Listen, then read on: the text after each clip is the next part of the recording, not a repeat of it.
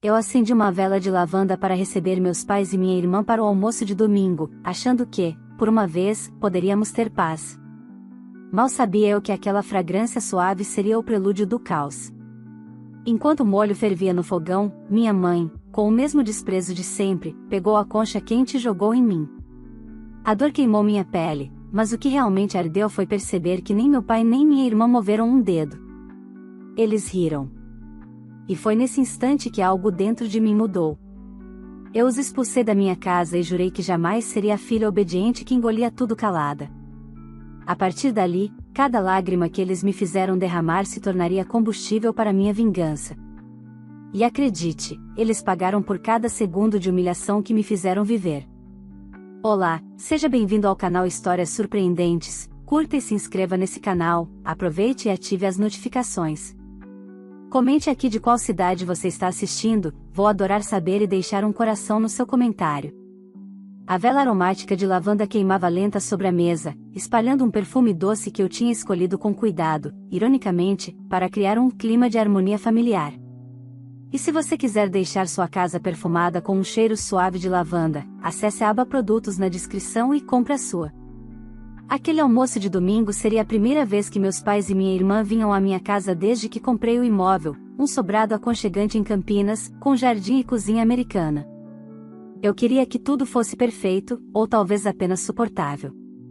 Enquanto mexia o molho do frango, tentei não pensar nas frases que certamente viriam: você ainda não casou, porque não tem filhos, sua irmã está prosperando, devia aprender com ela. Eu conhecia bem o roteiro. A diferença é que, dessa vez, eu não era mais a filha que engolia tudo em silêncio. Minhas mãos tremiam levemente, não de nervosismo, mas de uma antecipação estranha, como se algo dentro de mim soubesse que aquele dia seria diferente. A campainha tocou. Respirei fundo, olhei para a vela que insistia em queimar com elegância, e murmurei: que o cheiro de lavanda disfarce o cheiro da falsidade. Minha mãe entrou primeiro, de salto alto e expressão de desdém, como se visitar minha casa fosse um ato de caridade. Bonitinho aqui, simples, mas limpinho, comentou, vasculhando tudo com os olhos. Meu pai seguiu atrás, com o mesmo olhar cansado de quem nunca teve voz própria. E por último veio Camila, minha irmã mais nova, com um sorriso debochado e a arrogância típica de quem cresceu ouvindo que era a joia da família. Fingiram cordialidade, elogiaram o vinho, e sentaram-se à mesa enquanto eu finalizava o almoço. O silêncio só era quebrado pelas críticas veladas, o tempero estava forte, o arroz grudado, o frango demorando demais. Eu já estava acostumada, mas o que aconteceu depois ultrapassou qualquer limite. Quando serviu o ensopado, minha mãe se aproximou por trás, pegou a concha e mergulhou no molho fervendo. Quer saber, Marina? É por isso que homem nenhum te aguenta. Nem para cozinhar você presta. E antes que eu pudesse reagir, ela virou a concha, despejando o líquido quente no meu braço. A dor foi imediata, cortante, acompanhada pelo som da risada de Camila. Devia aprender a cozinhar direito, mana. O tempo pareceu parar. Eu olhei para as duas, a mãe que me feriu e a irmã que se divertia com isso, e algo dentro de mim simplesmente quebrou. O silêncio que veio depois não foi de medo. Foi o silêncio de quem enxerga, pela primeira vez, a verdade. Peguei a toalha de mesa e joguei sobre o chão, abafando o cheiro de molho queimado. Fui até a porta, apontei para fora e disse, com uma calma que assustou até a mim mesma: acabou. Vocês estão expulsos da minha casa. Minha mãe ficou boquiaberta. O quê? Isso mesmo. Peguem suas coisas e saiam antes que eu perca a educação que vocês nunca me ensinaram. Camila levantou indignada, o pai tentou intervir, mas eu não dei espaço. Saem. Agora. Eles foram embora entre ofensas e ameaças, dizendo que eu me arrependeria, que estava cuspindo no prato em que comi. O portão bateu com força, e o silêncio voltou, acompanhado do cheiro de lavanda, agora misturado ao perfume agridoce da libertação. Naquele instante, entendi que nada seria como antes. E, pela primeira vez, senti prazer em imaginar o quanto eles ainda pagariam por tudo o que fizeram comigo. Depois que o portão se fechou e o eco das ofensas deles se perdeu na rua, fiquei parada na sala por alguns minutos, com o braço ardendo e a mente completamente lúcida.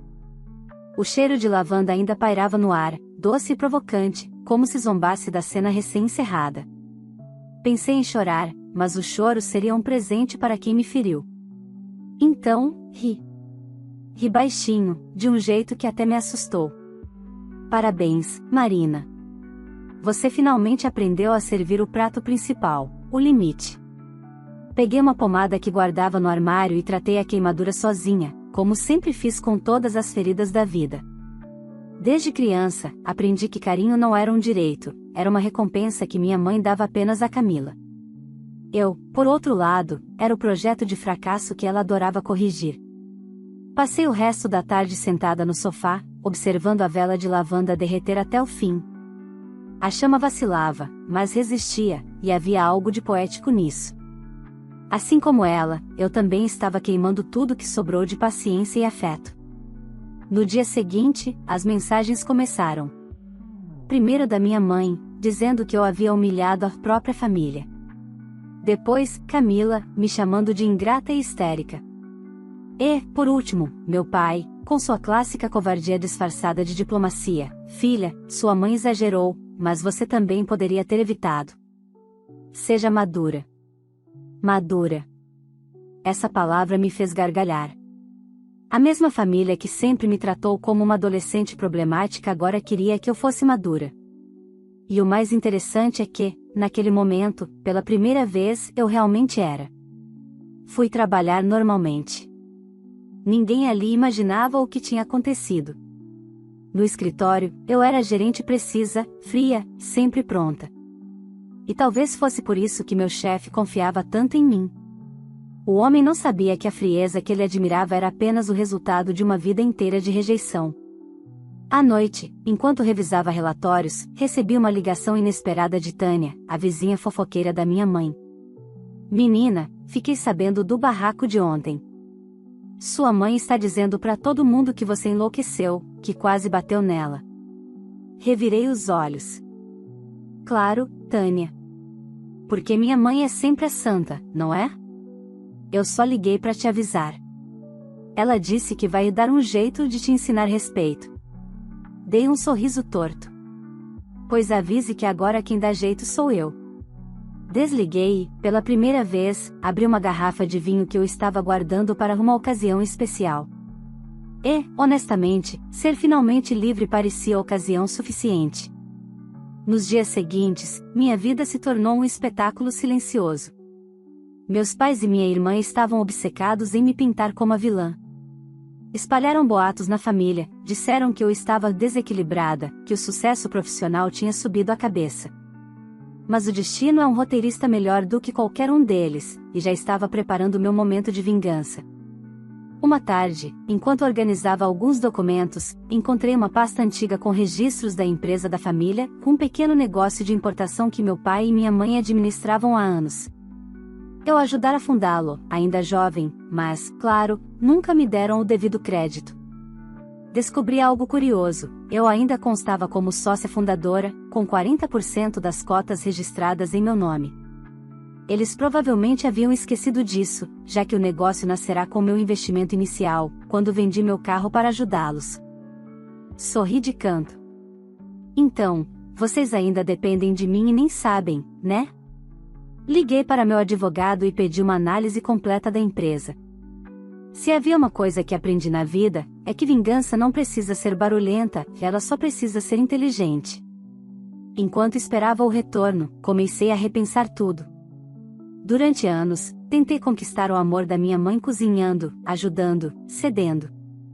Agora eu só queria uma coisa: que ela provasse do próprio tempero. 2 dias depois, o advogado me ligou. Marina, tem coisa grande aqui. Sua família anda mexendo nos lucros e usando o CNPJ para operações pessoais. Legalmente, isso é desvio. E, detalhe, como você ainda é sócia, pode pedir uma auditoria judicial. Excelente, respondi, sem hesitar. Vamos dar início a isso. Desliguei o telefone e respirei fundo. Aquela não era apenas uma vingança. era um ajuste de contas com toda uma vida. O perfume de lavanda ainda impregnava a sala, mesmo depois de dias. Engraçado, aquele aroma que eu acendi para recebê-los agora se tornará o cheiro da minha libertação. E, enquanto acendia outra vela, murmurei, com um sorriso frio, que comece o jogo. 2 dias depois, sentei-me diante do espelho e quase não reconheci a mulher que me olhava. O braço ainda tinha uma marca avermelhada, lembrança do ataque de minha mãe, mas os olhos tinham mudado. Não havia tristeza, apenas cálculo. Eles vão se arrepender, murmurei, passando um batom que jamais usaria antes. Vermelho, intenso, imprudente. O advogado confirmou tudo por e-mail. Minha família vinha desviando dinheiro da empresa há anos. Compras pessoais em nome do CNPJ, transferências sem justificativa, e até o carro novo da Camila pago com o caixa da firma. A ironia era deliciosa. Eu, a filha fracassada, era tecnicamente dona de quase metade do império que eles achavam ser deles. Mandei abrir uma auditoria completa. Silenciosa, discreta. Nada de escândalo, ainda. Enquanto isso, fui montando o tabuleiro da minha vingança. Pedi demissão do emprego e usei parte do que já tinha economizado para abrir minha própria consultoria financeira. Sim, a inútil agora assessorava empresários sobre como proteger o patrimônio de parasitas, como a minha família. Camila postava fotos no Instagram, viagens, bolsas de grife, jantares caríssimos. Eu curtia todas. Um toque de sarcasmo digital. Enquanto ela ostentava, eu juntava provas. Quando a auditoria ficou pronta, o advogado me ligou: Marina, prepare-se. Isso vai dar cadeia. Sorri, mexendo o café. Ah, doutor, cadeia é demais. Por enquanto, quero apenas vê-los rastejar. Fomos ao cartório. Protocolamos a retirada dos meus 40% e a denúncia por má administração. No mesmo instante, o banco bloqueou as contas da empresa até que a justiça definisse quem tinha razão. Em menos de uma semana, meus pais e Camila estavam sem acesso ao dinheiro que sustentava o luxo deles. As mensagens começaram de novo. Marina, o que você fez? Gritava minha mãe pelo telefone. Apenas o que qualquer sócia responsável faria diante de fraude, mãe. Fraude? Você enlouqueceu? Não, mãe. Só deixei de fingir que sou idiota. Desliguei antes que ela terminasse de surtar. À noite, abri outra garrafa de vinho e brindei comigo mesma. Saúde, para quem finalmente aprendeu a cozinhar vingança em fogo brando. Os dias seguintes foram um espetáculo de desespero. Camila ligou chorando: Marina, eu vou perder o carro. Ah, aquele que foi comprado com o dinheiro da empresa? Que tragédia. Você está se vingando da gente. Imagina, mana. Estou só ajustando as contas. Literalmente. A cada ligação, eu respondia com a doçura de uma advogada em comercial de margarina. Sarcasmo era meu tempero favorito. Mas o verdadeiro prato principal ainda viria. Descobri que meus pais tinham usado a casa onde eu cresci como garantia de um empréstimo bancário. O problema? O imóvel estava registrado no nome da empresa, ou seja, também no meu. Pedi o bloqueio judicial imediato. Em 2 dias, um oficial de justiça entregou a notificação na porta deles. Minha mãe quase teve um colapso. Ligou aos berros: Você quer me ver na rua? Claro que não, mãe. Quero te ver entendendo o que é ser despejada por alguém da própria família. Experiência nova, né? Silêncio. Eu quase podia ouvir o som da ficha caindo. Meu pai, coitado, ainda tentou apelar para o emocional. Filha, a sua mãe está abalada. Vamos conversar. Abalada? Eu queimei o braço, pai. Ela que ferveu o caráter. Depois disso, silêncio total. A família que sempre me ignorou agora me temia. Era uma sensação agridoce. Parte de mim saboreava, outra parte observava, fria, sem alegria. Eu não queria o sofrimento deles, queria a justiça que o amor deles nunca me deu. Enquanto tudo desmoronava, minha consultoria prosperava. Clientes novos, contratos assinados, dinheiro limpo entrando. A cada novo depósito, eu pensava, essa é a herança que eu mesma construí. Um mês depois, recebi a cereja do bolo. O banco leiloaria o terreno da empresa, e adivinhe quem comprou anonimamente por intermédio do advogado? Exato. Eu. O mesmo terreno onde minha mãe me fez chorar incontáveis vezes agora pertencia apenas a mim. O símbolo da humilhação se tornará meu troféu. Naquela noite, sentei na varanda com uma taça de vinho e uma nova vela de lavanda acesa. O aroma era o mesmo do dia em que tudo começou, só que agora não cheirava a tentativa de agradar. Cheirava a vitória. E eu pensei, rindo sozinha, se vingança tivesse fragrância, seria lavanda. O karma não faz barulho quando chega, ele apenas se senta e observa o estrago. E eu, confesso, estava adorando o espetáculo silencioso que se desenrolava. Em menos de 2 meses, a reputação perfeita da minha família começou a rachar. A empresa tradicional e respeitada virou sinônimo de fraude. Fornecedores romperam contratos, bancos bloquearam linhas de crédito e, para completar, o nome da minha mãe apareceu em um processo trabalhista de uma ex-funcionária que ela havia humilhado. Eu só precisei assistir. As más notícias chegavam até mim como boletins de uma novela trágica. Camila teve o carro apreendido, aquele mesmo que ela exibia nas redes sociais com legendas tipo "trabalhe enquanto eles dormem". Ah, ironia divina. Agora era ela quem dormia pouco, tentando achar uma forma de pagar as parcelas atrasadas. Certo dia, o advogado me ligou: Marina, sua mãe entrou com uma petição pedindo sua retirada da sociedade. Que interessante, doutor. E ela pretende fazer isso como? Me oferecendo uma xícara de café quente? Ela alega incapacidade moral de continuar ao seu lado. Engraçado. Moral foi o que ela me jogou no braço junto com um molho quente. Eu ri tanto que o advogado ficou em silêncio por alguns segundos. A ironia era uma arma poderosa, e, pela primeira vez, eu sabia usá-la sem culpa. Mas o golpe final ainda estava sendo preparado.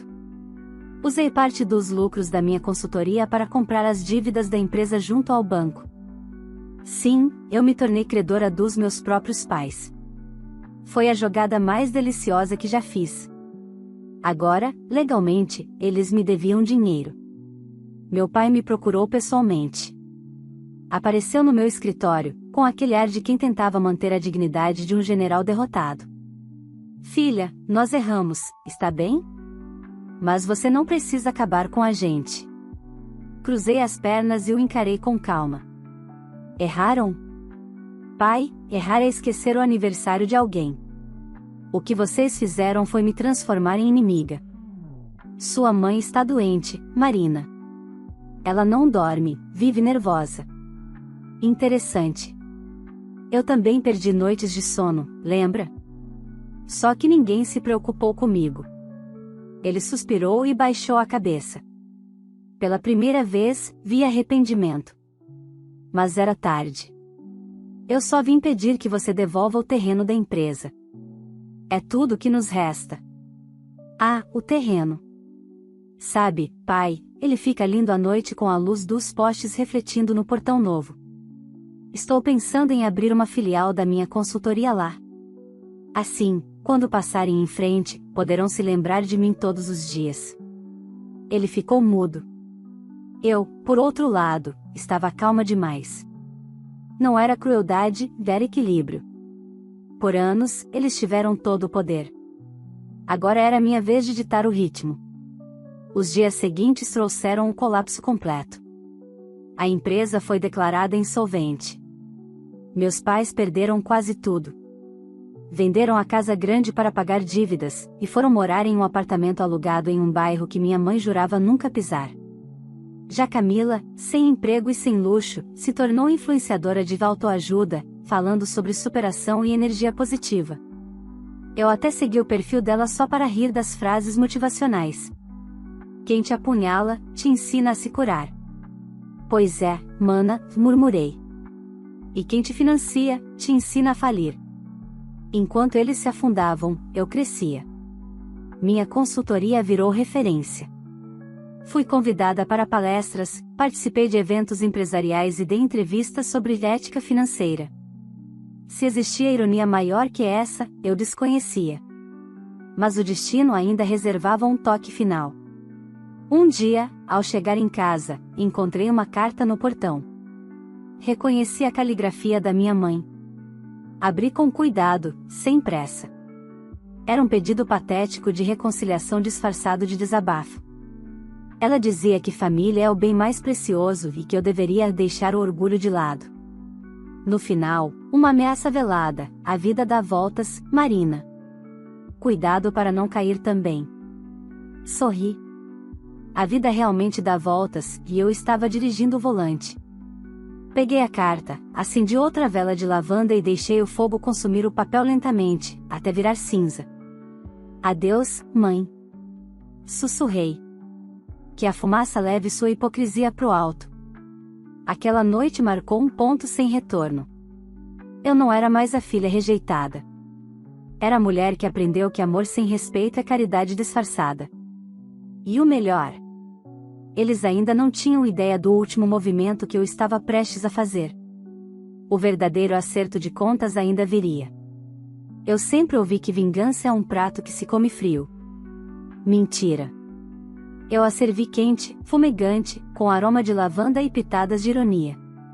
Depois de queimar minha pele, minha mãe acreditava que tudo terminaria com a minha expulsão do círculo familiar. Mal sabia ela que havia me libertado da coleira. E agora, cada passo dela era apenas mais um degrau para o desespero. Os meses seguintes foram deliciosamente previsíveis. Meus pais tentaram reconstruir a empresa sob outro nome, Distribuidora Camila e Família. O problema é que escolheram péssimos fornecedores, e o novo negócio nasceu falido. Nenhum banco queria conceder crédito a quem tinha um nome sujo e um histórico judicial recente. E, ironicamente, as poucas empresas dispostas a negociar exigiam um avalista. Adivinha quem era a única pessoa juridicamente apta para assinar? Eu.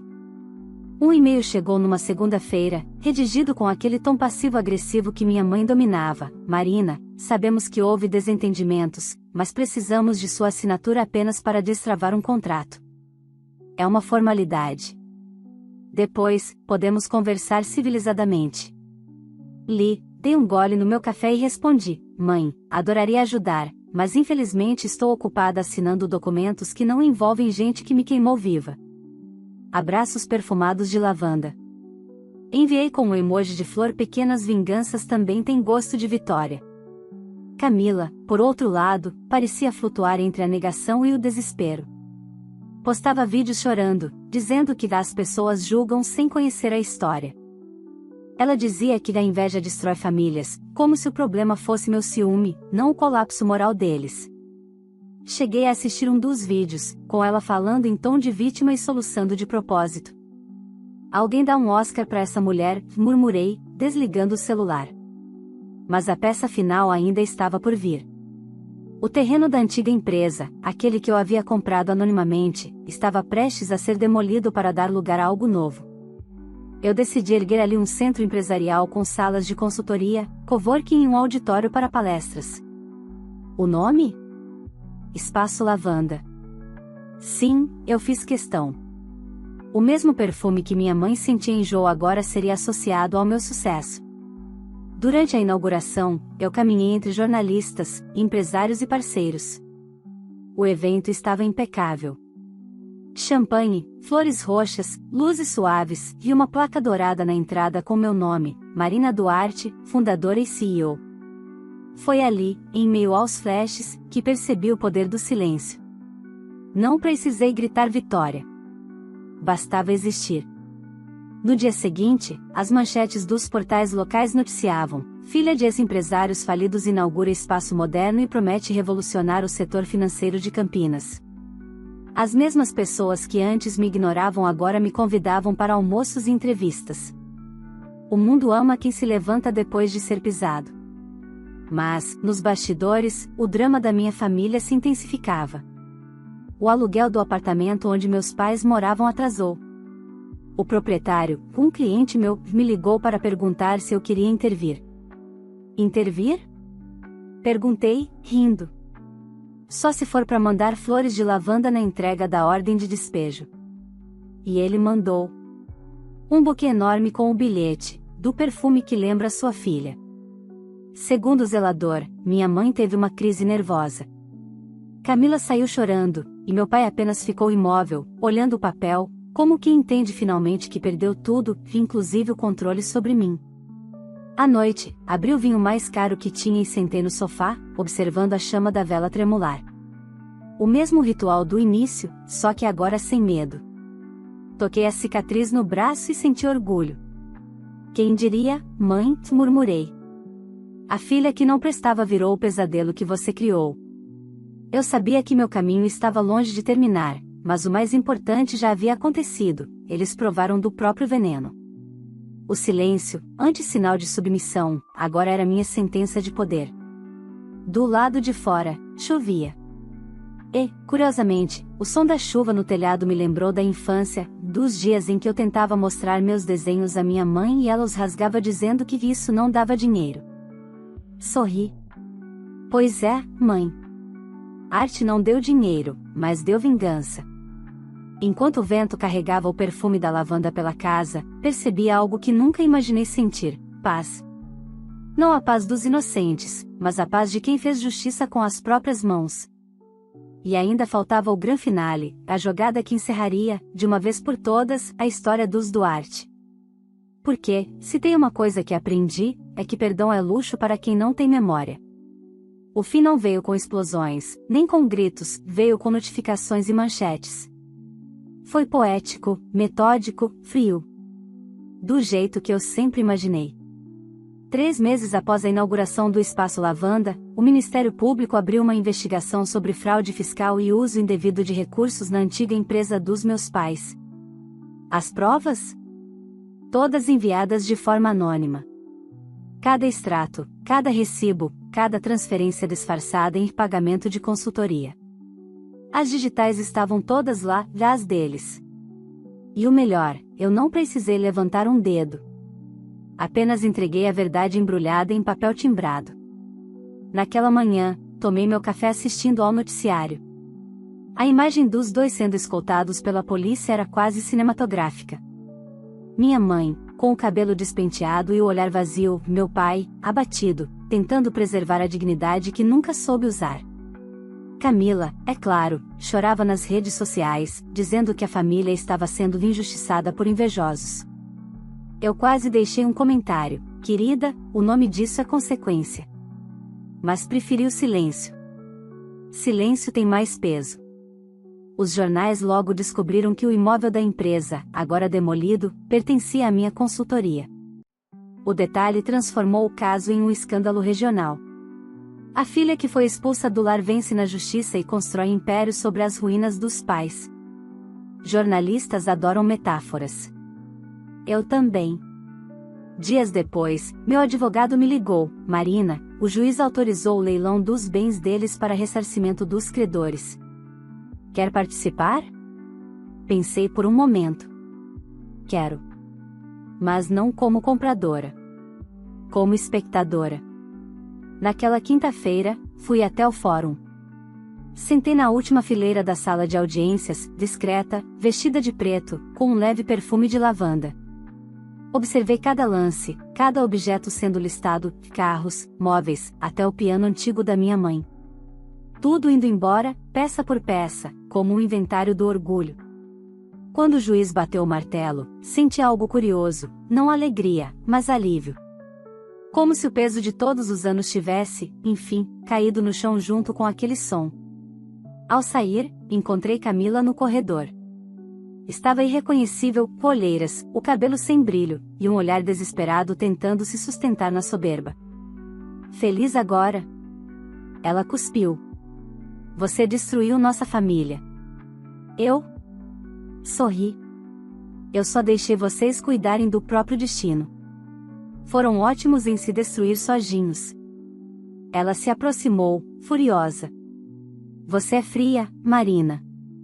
Não tem coração. Errado, mana. Eu só aprendi a usá-lo como bússola, não como corrente. saí sem olhar para trás. E, pela primeira vez, o som dos saltos ecoando no piso do fórum soou como aplauso. As semanas seguintes foram tranquilas, quase entediantes. Reorganizei minha rotina, reformei o jardim e pintei a parede da sala de lilás, uma homenagem discreta à cor da lavanda. Às vezes, o perfume se espalhava pela casa e me lembrava de tudo, da concha, da dor, da raiva, da transformação. E, curiosamente, eu sorria. Não por orgulho, mas por reconhecimento. A notícia final chegou por e-mail. Meu pai havia conseguido um acordo e cumpriria a pena alternativa. Minha mãe, por outro lado, enfrentaria um processo mais longo. Camila se mudará para o interior, tentando recomeçar. Eu deletei o e-mail e fechei o notebook. Aquilo já não me pertencia. Numa tarde qualquer, sentei na varanda, com o sol dourando o jardim e uma taça de vinho na mão. A cicatriz no braço era quase imperceptível agora, mas eu gostava de observá-la, era minha tatuagem involuntária, a lembrança de onde tudo começou. Pensei em tudo o que havia aprendido. Que amor não redime covardes, que perdão não apaga cicatrizes e que silêncio é a arma mais elegante que existe. O mundo sempre esperou que eu fosse a filha dócil, a pacificadora, o elo frágil. Mas eu me tornei o que eles nunca imaginaram, a consequência. Olhei ao redor, o jardim, o vento suave, a chama da vela que queimava tranquila sobre a mesa. O mesmo perfume de lavanda que um dia acendi para agradar, agora era o cheiro da minha vitória. Peguei meu celular e abri o bloco de notas. Escrevi: eles me ensinaram a suportar humilhação. Eu aprendi a retribuir com silêncio. Eles me chamaram de ingrata. Eu apenas devolvi o que me foi dado. E se o inferno tem perfume, ele deve cheirar exatamente assim, a lavanda e liberdade. Apaguei o texto logo em seguida. Não precisava guardá-lo, a história já estava escrita em mim. A chama da vela tremulou, quase se apagando, mas resistiu. Assim como eu. E enquanto o dia terminava, percebi que minha vingança não era mais sobre puni-los. Era sobre garantir que nunca mais ninguém me fizesse diminuir para caber em lugar algum. Se você chegou até aqui, me conta nos comentários, você faria o mesmo que eu fiz? Depois de tudo que passei, você teria coragem de colocar um ponto final e deixar que cada um colhesse o que plantou? Quero saber sua opinião. Aproveita e me diz também de qual cidade você está assistindo esse vídeo, vou adorar deixar um coração no seu comentário para te agradecer por acompanhar essa história até o fim. Se essa história te prendeu do começo ao fim, curta o vídeo, isso ajuda demais o canal a crescer e a trazer novas histórias cheias de reviravoltas e emoção. E claro, se inscreva no canal e ative o sininho para não perder as próximas histórias. Toda semana tem uma nova trama de superação, justiça e empoderamento, contada com o coração e um toque de ironia, como você viu hoje. Ah, e compartilhe esse vídeo com alguém que também já precisou se libertar de uma família tóxica. Às vezes, ouvir uma história assim é um empurrão que falta para recomeçar com força e dignidade.